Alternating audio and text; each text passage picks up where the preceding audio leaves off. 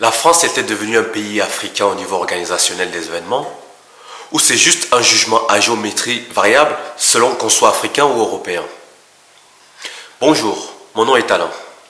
Aujourd'hui, on va revenir sur la finale de la Ligue des Champions qui s'est déroulée à Paris et tous les incidents qui ont entouré cet événement. On va essayer d'analyser. Déjà, je vais vous raconter une petite histoire. Il y a même pas, allez, 6 mois, 7 mois en arrière, s'est déroulé au Cameroun une Coupe d'Afrique des Nations, la CAN, organisée par le Cameroun. Qu'est-ce qu'on n'a pas entendu dans les médias?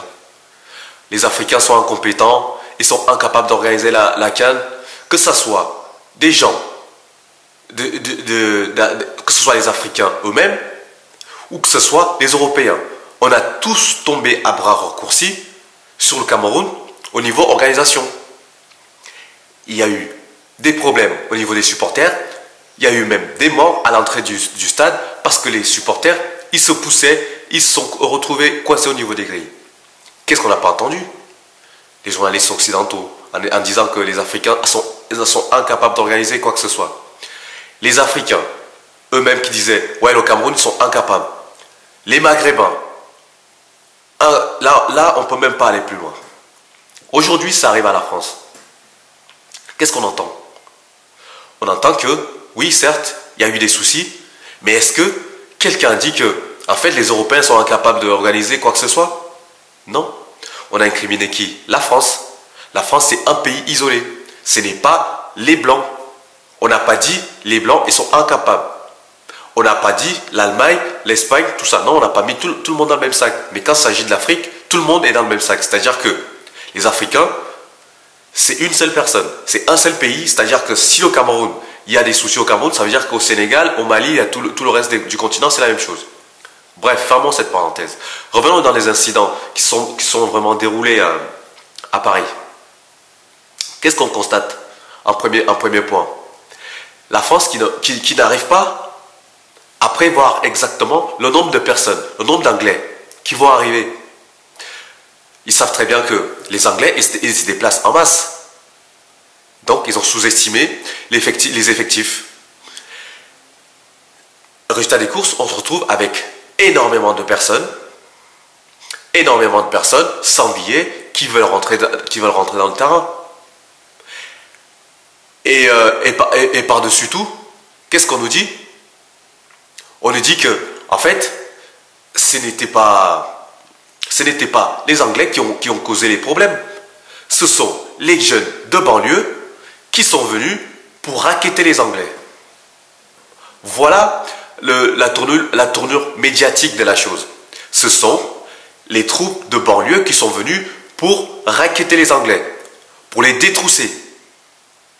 Donc vous pensez qu'un pays comme la France se retrouve submergé par, allez, disons, 500 bandes de banlieue pour venir gâcher un événement aussi important que la Ligue des Champions, en sachant que la France était observée par le monde entier?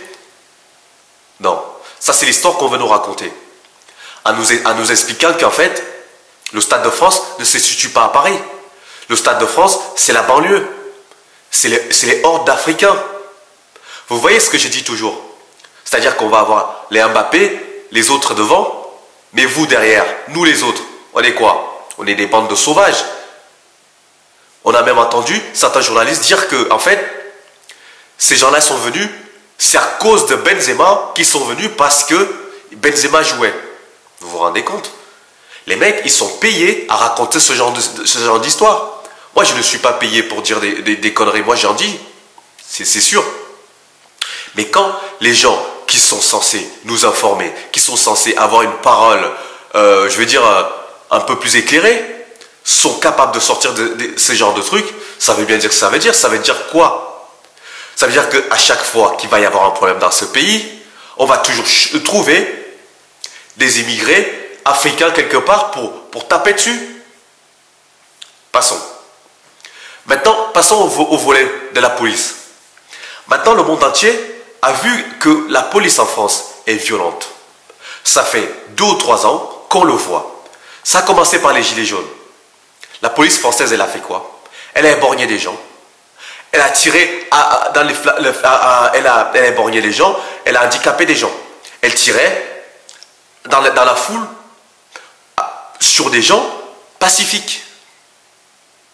On montrait ça à la télé. Les gens à l'extérieur de l'Europe n'y croyaient pas. Ils pensaient que, en fait, c'était exagéré. Aujourd'hui,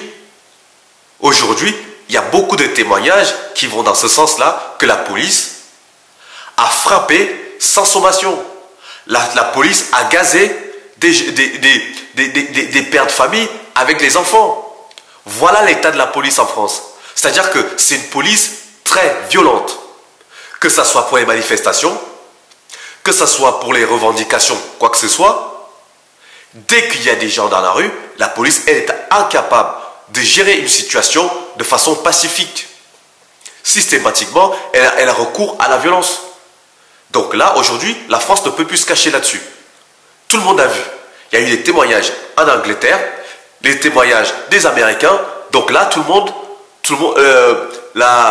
l'État policier français n'est plus caché. Quand les gens disent qu'en France, c'est la dictature, c'est-à-dire qu'on ne peut rien dire sous prétexte de se faire réprimander, la preuve est là. D'accord? Donc, aujourd'hui, qu'est-ce qu'on va dire? On va dire quoi? Les gens exagèrent? Non, on n'exagère pas. Personne n'a exagéré. C'est les faits et ça a été filmé et ça a été témoigné. Donc, en fait, si je veux tout englober, je vais revenir un peu sur tout ce que j'ai dit. En fait, c'est deux choses l'une. Soit, quand il s'agit de l'Afrique, on dit les incompétents. Quand il s'agit de l'Europe, on dit quoi? C'est que la France ou c'est aussi des incompétents? Vous voyez que c'est pas si évident que ça. Ce n'est pas si évident de juger de façon hâtive comme ça, de dire ah, de toute façon ils sont incapables. Qu'est-ce qu'on va faire maintenant? Voilà les JO qui vont arriver en France. Comment le monde va regarder la France? Il va se passer quoi? Parce que quand j'entends certains journalistes, que je vais taire le nom ici, qui pensaient juste et dire qu'en fait, ce qui s'est passé n'a jamais été la faute des Anglais, c'est que les gamins, les jeunes, comme ils les appellent, parce qu'ils ne veulent pas dire que ce sont les Noirs et les Arabes des quartiers, qui ont tout foutu à l'air. Tu peux m'expliquer par A plus B que 500 jeunes de banlieue, aussi organisés qu'ils puissent être, ne peuvent pas mettre une sécurité d'un événement, comme ça, avec toute la police, avec toutes les précautions qui auraient pu être prises, à feu et à sang. Ce n'est pas possible. Ça, c'est de l'histoire. Ça, c'est de la fumisterie. C'est ce qu'on veut nous raconter. Encore une fois, toujours diaboliser les mêmes. Aujourd'hui, le gouvernement, il faut cacher les choses. Pourquoi? Il ne dit pas des choses réellement. Pourquoi? C'est pour les élections. Pour se dire que, attends, on ne dit rien, on la ferme, on fait semblant que rien ne s'est passé. Mais après, c'est comme l'histoire du Covid, c'est comme tout. Donc vous voyez que, finalement, hier, les Françaises étaient complotistes. Aujourd'hui, ça pétait à la gueule des Français. C'est-à-dire que tout le monde aujourd'hui voit comment procède le gouvernement de Macron. Donc voilà.